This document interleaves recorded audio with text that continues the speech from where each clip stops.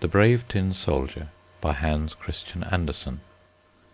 There were once 25 tin soldiers, who were all brothers, for they had been made out of the same old tin spoon. They shouldered arms and looked straight before them, and wore a splendid uniform, red and blue.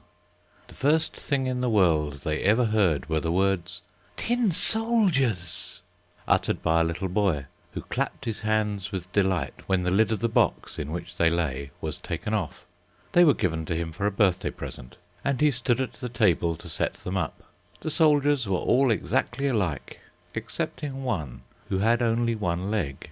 He had been left to the last, and then there was not enough of the melted tin to finish him, so they made him to stand firmly on one leg, and this caused him to be very remarkable. The table on which the tin soldiers stood was covered with other playthings, but the most attractive to the eye was a pretty little paper castle. Through the small windows the rooms could be seen. In front of the castle a number of little trees surrounded a piece of looking-glass, which was intended to represent a transparent lake. Swans made of wax swam on the lake, and were reflected in it. All this was very pretty, but the prettiest of all was a tiny little lady who stood at the open door of the castle.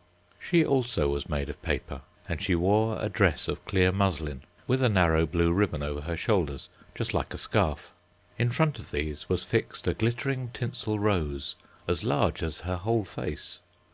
The little lady was a dancer, and she stretched out both her arms, and raised one of her legs so high that the tin soldier could not see it at all, and he thought that she, like himself, had only one leg. "That is the wife for me," he thought, "but she is too grand, and lives in a castle, while I have only a box to live in, 25 of us all together. That is no place for her. Still, I must try and make her acquaintance."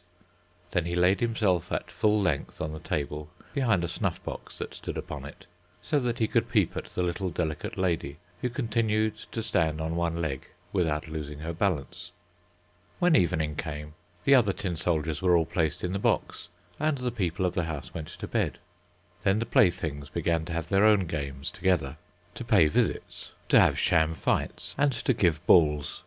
The tin soldiers rattled in their box. They wanted to get out and join the amusements, but they could not open the lid. The nutcrackers played at leap-frog, and the pencil jumped about the table. There was such a noise that the canary woke up and began to talk, and in poetry too.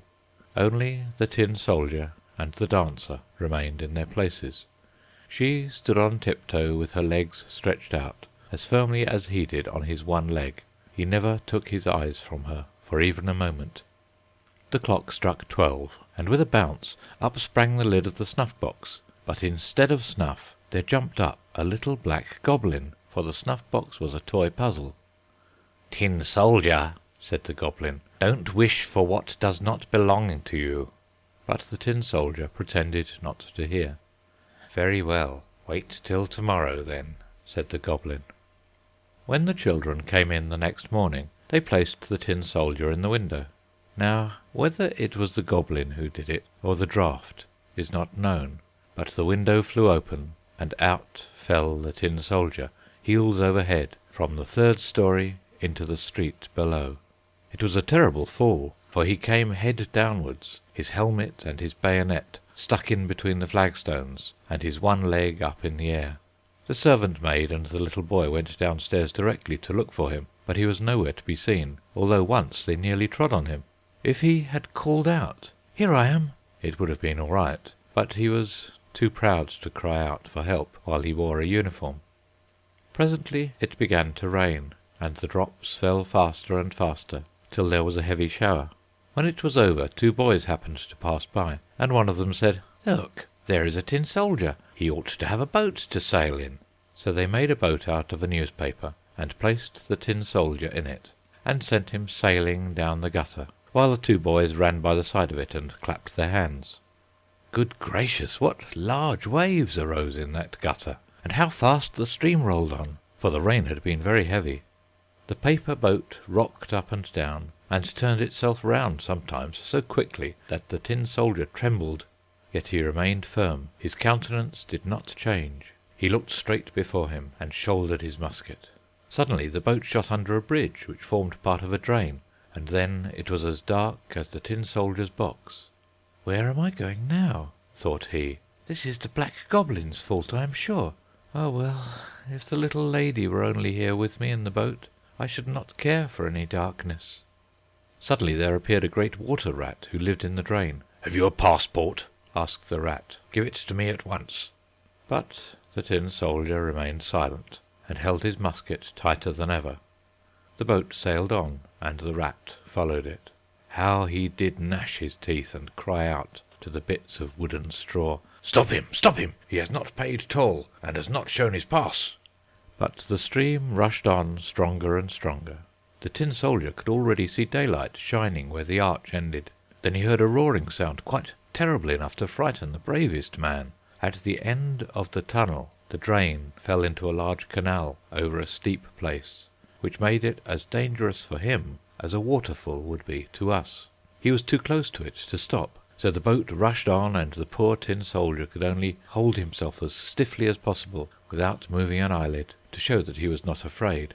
The boat whirled round 3 or 4 times, and then filled with water to the very edge. Nothing could save it from sinking. He now stood up to his neck in water, while deeper and deeper sank the boat, and the paper became soft and loose with the wet, till at last the water closed over the soldier's head. He thought of the elegant little dancer, whom he should never see again, and the words of the song sounded in his ears. "Farewell, warrior, ever brave, drifting onward to thy grave." Then the paper boat fell to pieces, and the soldier sank into the water, and immediately afterwards was swallowed up by a great fish. Oh, how dark it was inside the fish! A great deal darker than in the tunnel, and narrower too, but the tin soldier continued firm, and lay at full length shouldering his musket. The fish swam to and fro, making the most wonderful movements, but at last he became quite still. After a while a flash of lightning seemed to pass through him, and then the daylight approached, and a voice cried out, "I declare, here is the tin soldier!" The fish had been caught, taken to the market, and sold to the cook, who took him into the kitchen and cut him open with a large knife. She picked up the soldier and held him by the waist between her finger and thumb, and carried him into the room. They were all anxious to see this wonderful soldier, who had travelled about inside a fish, but he was not at all proud. They placed him on the table, and how many curious things do happen in the world! There he was in the very same room from the window of which he had fallen. There were the same children, the same playthings, standing on the table, and the pretty castle with the elegant little dancer at the door. She still balanced herself on one leg, and held up the other, so she was as firm as himself. It touched the tin soldier so much to see her that he almost wept tin tears, but he kept them back. He only looked at her, and they both remained silent. Presently one of the little boys took up the tin soldier and threw him into the stove. He had no reason for doing so, therefore it must have been the fault of the black goblin who lived in the snuff-box. The flames lighted up the tin soldier as he stood. The heat was very terrible, but whether it proceeded from the real fire or from the fire of love, he could not tell. Then he could see that the bright colours were faded from his uniform, but whether they had been washed off during his journey or from the effects of his sorrow, no one could say. He looked at the little lady, and she looked at him. He felt himself melting away, but he still remained firm, with his gun on his shoulder.